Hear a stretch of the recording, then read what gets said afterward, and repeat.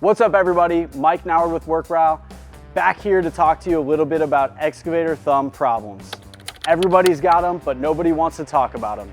If you've been in construction for any length of time, you know problems happen out in the field, and it's not about getting the problems, but it's about how quickly you can fix them and avoid them in the future.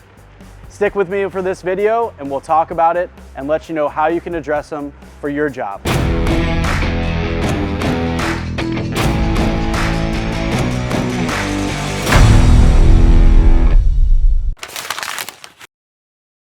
First problem that we see out in the field is thumbs that are being built either too narrow or too wide. If it's too narrow, you're gonna have issues with gripping force. If it's too wide, you're gonna have issues potentially with forces on the thumb that could impact your linkage or even your stick. A lot of times manufacturers are trying to put you into a one-size-fits-all solution.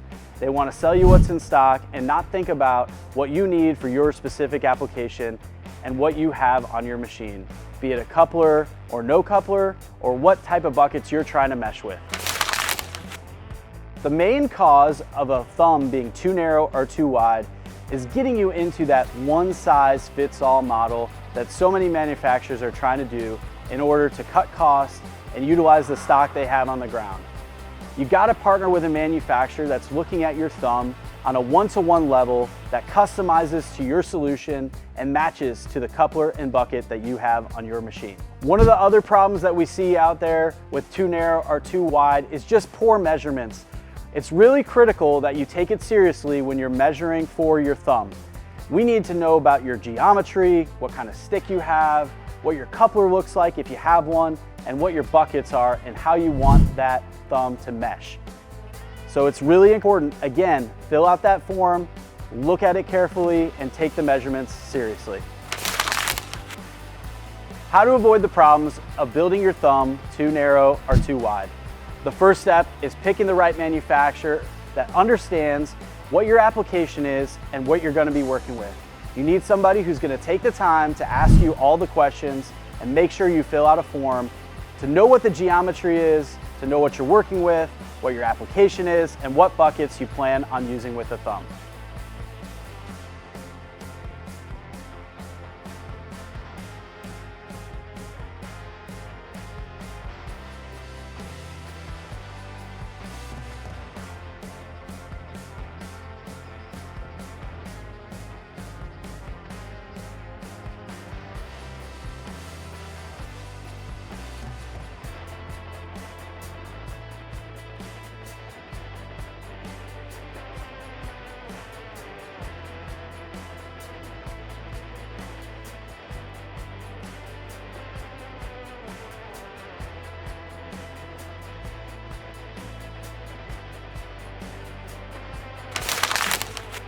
The second problem that we see is length issues. Sometimes the thumb's too short, sometimes it's too long. If it's too short, it's gonna fall inside the bucket, you're not gonna have the gripping force, and you're not gonna be able to hold onto as much material as you need. If it's too long, you're gonna have tough time when you're pulling grade and getting into the transport position. It may affect you from a structural standpoint where that thumb is too long and it's getting forces put on it that it's not designed for. What causes a thumb to be too short or too long? The first thing we see is design problems. Either the manufacturer didn't understand what you wanted, didn't understand what you had in terms of geometry or application. The second thing that we see are measurement issues, where people don't give the proper measurements, they don't let us know what their tip radius is, or the third thing would be they didn't let us know they were gonna have a coupler or a high capacity bucket on the machine. If you're adding something later like a coupler or a bucket, you're gonna find that the thumb is probably no longer gonna mesh how you wanted it to. How to avoid a thumb that's too long or too short. I know I'm gonna sound like a broken record, but pick the right partner. Make sure they're asking detailed questions. They wanna know what you have on your machine and what your setup needs to look like when they're done. The second thing to do is make sure that you're taking accurate measurements and you're filling out our forms as quickly and as completely as you possibly can. Another problem that we see is bucket mesh issues. Either the thumb is making contact with the teeth, or it's falling inside of the bucket, or it's hanging out way too far. It's super critical that they mesh properly in order for you to not get uneven wear patterns and issues with functionality when you're working the thumb. What causes a mismatched thumb with a bucket? It's really threefold. It comes down to design first and foremost. They got to ask the right questions. They have to understand what you're going to have for your application out in the field. Number two, again, we talk about it all the time, filling out that form properly and getting the right measurements. And number three is if you have multiple buckets working with the thumb. Oftentimes we can get one or two that are going to mesh properly, but it's difficult to get more than that just due to the geometry and making sure they fit properly in between the tines without rubbing. Mismatched thumbs and buckets, the biggest thing is going to be filling out that form correctly, partnering with the right dealer who cares about your application and gives you a customized solution. There are some customers that are out there that would require their thumb to mesh between the teeth of the bucket. There's others that may use spade teeth, for example, where they want the tines to lay over the teeth. It's critical that you let your manufacturer know what your requirements are and what your expectations are with your final setup. Cylinder failures are among the most common component failures that we see out in the field. Whether it's a leaky cylinder, a rod that's broken, an eye that's stretched out, or a bushing that's missing, cylinders are something we talk about all the time. There are a couple main factors that could affect your cylinders. The biggest one that we see is overpressured cylinders. People are setting them way too high, they're going straight to the max, and they're seeing problems out in the field because they're just simply not designed to handle the load that they're setting them at. The second thing would be improper operation. Either you're back dragging or you're side loading, or you're not allowing the thumb to be overtaken by the bucket. Other possible causes that you could see would be inadequate cylinders design, poor quality seals, or products that are just inferior and not set up for the task at hand. First and foremost, invest with a manufacturer that's going to use high quality cylinders from the very beginning. The second thing you can do is set your thumb to the appropriate pressures from the beginning. Don't jump right to the max. You want to start at the lower end and work your way up until you get an appropriate amount of force without going overboard. The third thing that you got to do is you got to teach your operators to treat it like their own. To give it the best longevity possible, you got to operate properly. We always say, treat it like a dustpan and use the bucket like you're gonna broom into the dustpan. So you wanna use the bucket and bring it to the thumb and then use that just to hold the material so that you can bring it to wherever you want it to lay its final point. The best case scenario is use it properly and you're gonna get the best life out of your thumb. The next most talked about component with failures is gonna be your pivot pins. If that breaks, you could have catastrophic damage to not only your pivot pin and your thumb, but also to your bucket, your coupler, or even your linkage. The main culprit is pressure. Too high of pressure, you're setting yourself up for failure. The second cause is operational. A lot of times guys are using them, they'll back drag, or they'll side load, and that puts a ton of force on the pivot pins, setting yourself up to break way before it's designed to. The third issue would be a lack of greasing. A lot of times guys forget to grease the thumb. They don't have that as part of their operational schedule during the week. The third thing would be design or improper materials used by people that are trying to cut corners and save money. Again, set those pressures as the manufacturer recommends. And the second thing that you can do is make sure your operators are trained and they're following the proper procedures so that you maintain as much longevity as you can with your thumb and your pivot pin. Another failure that we see in terms of components is the thumb body itself, either getting bent or torqued.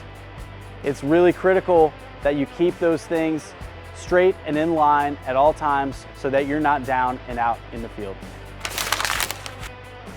Your number one culprit is going to be the operator error that we see, either back dragging or lateral force that the thumb's just not designed to take. The second thing that you're going to see is an overage of pressure or setting that thumb down and putting the entire force of the machine on it. The third thing would be structural and or design issues and flaws within the thumb itself. Just simply not using the best steel or the best products or way overpowering is always going to cause an issue.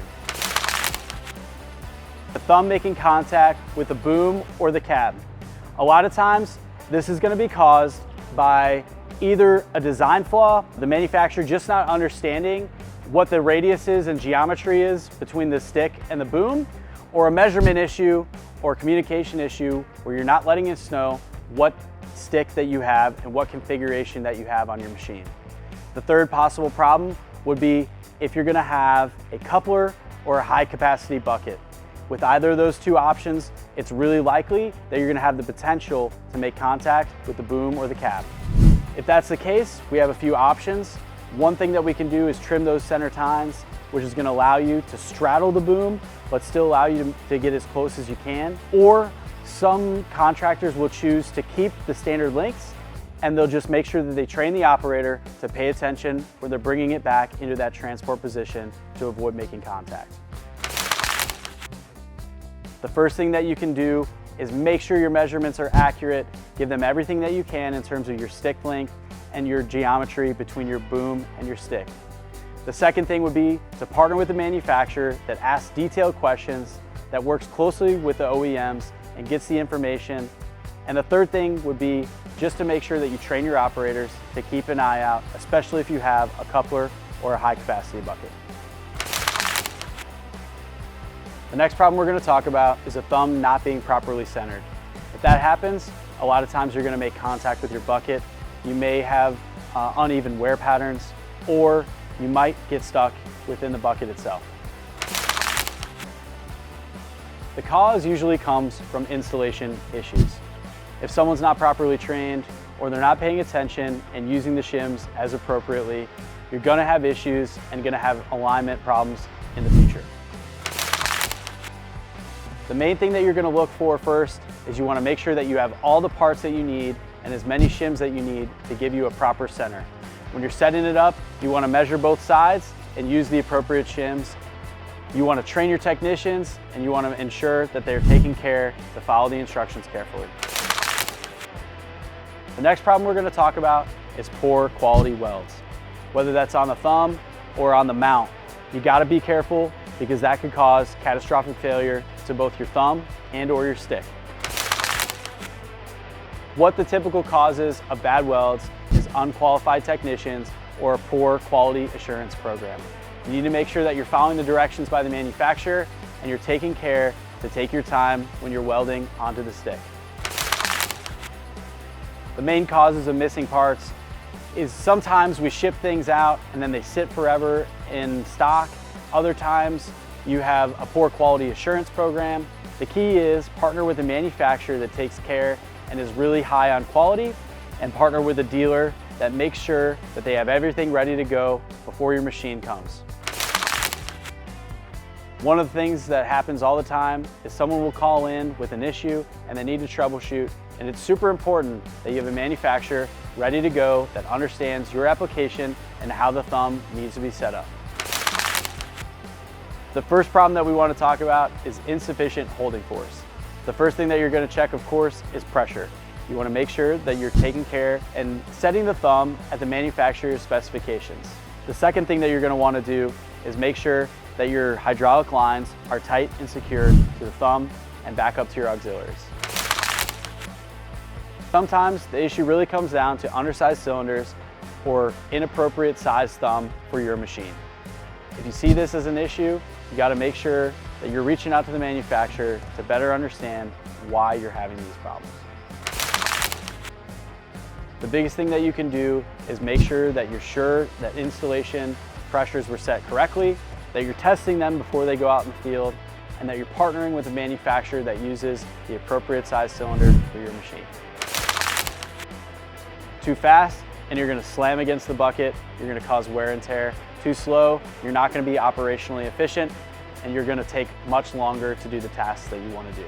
When we're talking about speed problems with your thumb, the first thing that we go to is flows.